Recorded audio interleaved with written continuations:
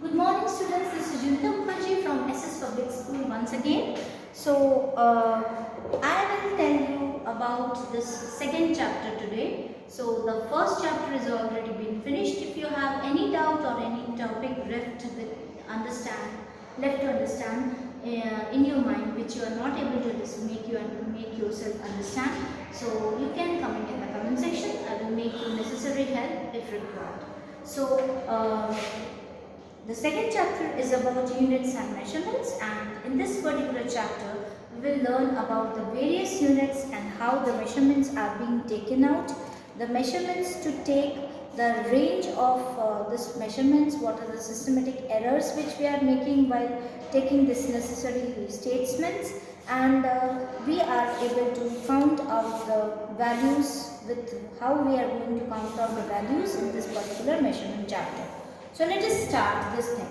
So basically the units or the standard units, or what we can say the measurements what we are taking in our day-to-day life, previously in ancient times with the measurement of hand, with the hand lab, with the help of foot, with the help of fingers. These all measurements are of no use because they do not give a systematic measurement or approx or exact measurements related to that, because every human being has a different hand span, different foot length, different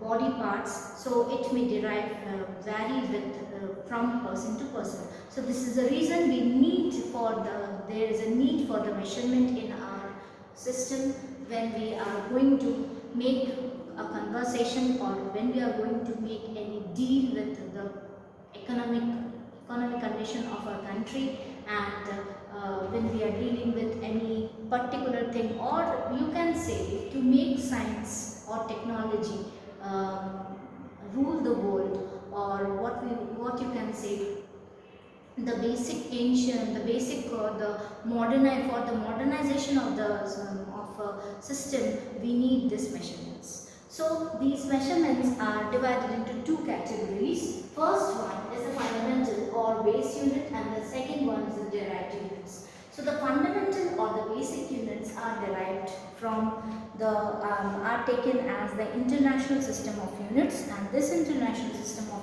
units comprises CGS unit, FPS unit and FPS.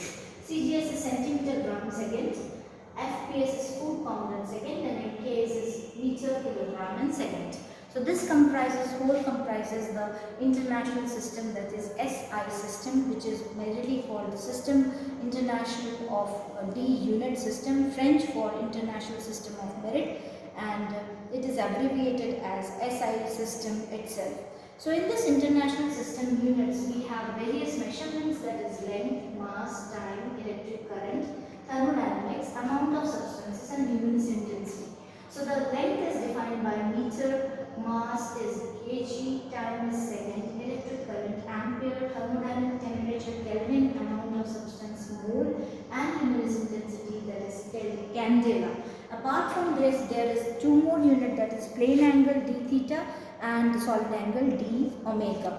So these two units are basically the units which we are not the derived unit. These are called the fundamental unit, and the derived units are the units which we can derive from this particular units. That is, suppose we are dealing with the speed. Okay, if we are dealing with the speed, we need to know about the quantity, velocity. So when we are dealing with the speed is equals to, we know that distance divided by time.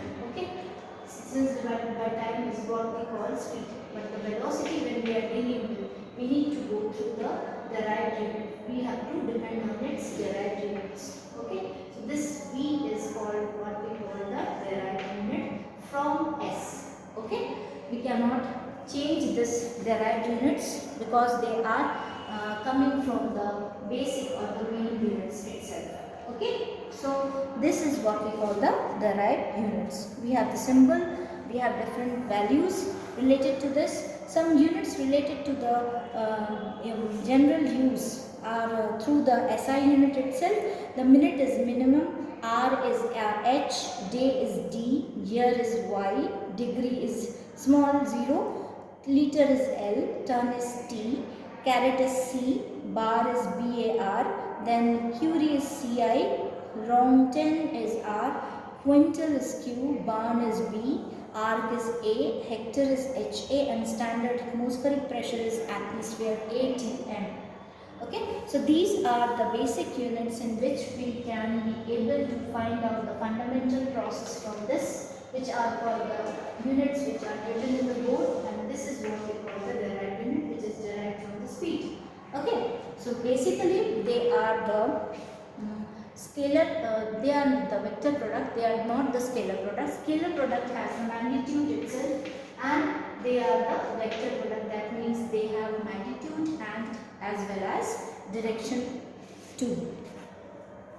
Now measurement of length. Measurement of length is the measurement of the particular substance. Suppose we are taking a case of duster. How long the duster is, or how thick the duster is, how the surface of a duster it is made up of wood, how much wood is taken for this or needed for this for making this particular duster is what define the quantity or the base quantity or the base unit of this duster itself. So this is what we call the length of a duster itself. The vernier caliper is used for the length of an accuracy of 10 to the power minus 4 meter. Now screw gauge has a spherometer can be used to measure length as less than 10 to the power minus 5 meter. To measure length beyond these range, we make use of some special indirect methods as well. So measurement of large distances, we can make the measurements of the large distance by removing the parallax method, by removing the parallax from it. So when we are taking a large distance measurement, so this particular thing can be noticed when we are closing the eye from a particular distance. Suppose this particular thing is there at a very distance, at a very long distance, and we are able to see this from the telescope itself. Okay, so if we are putting this telescope in this particular line, it is obvious that we will be able to see this thing. But if there comes a parallax in between these things, this means that the image is not going through that particular lens in the same direction. Movement of the lens should be at the proper amount of time. That particular parallax should be removed, and thus the parallax can be measured by this particular thing with the help of telescope measure by removing the parallax from here, and then we will be able to see this particular thing from the telescope itself. So this is how we are removing the parallax. Okay, and the parallax angle and the parallatic angle is given by this particular value, which is already given as a symbol ASB. Here given solid angle, and parallax planet is very far, B upon D is greater.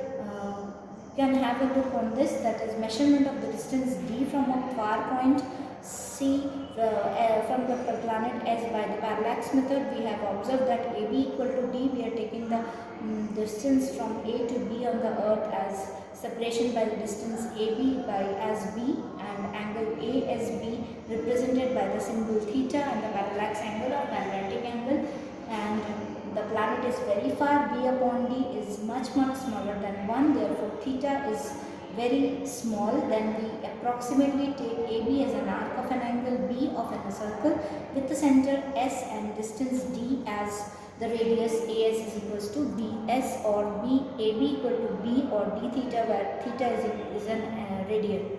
So we are taking this particular angle which is given as a parallax method here.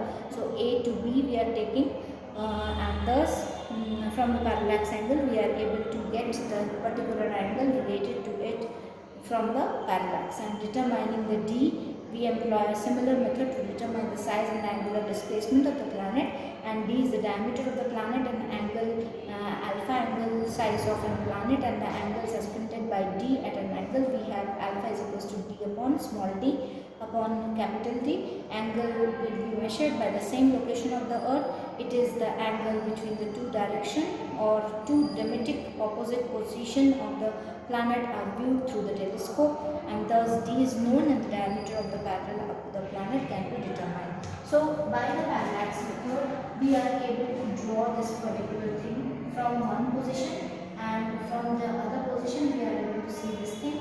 So we are getting two positions A and B, and we are able to see the this particular light or planet from this particular difference. The distance between them is measured, and thus it is called the parallax method, by which we will be able to determine the measurements of the largest distance. Okay, so this is the reason why we are able to get it. Have a look in this particular topic very well, because without this particular topic you are not able to understand properly. So have a look in these two topics, that is measurement of length and measurement of large distance, very well. And for this, today is the last for this particular topic, today is the last video, and after that we will continue with this estimation of a very small distance size of a molecule, which we are going to study in the next class. So if you have any doubt related to that, you can comment in the comment section, and you can have a close look in the book, read it well and then comment. Okay, and please, if you have any comment, don't make any confusion in your mind, please comment. Thank you, students.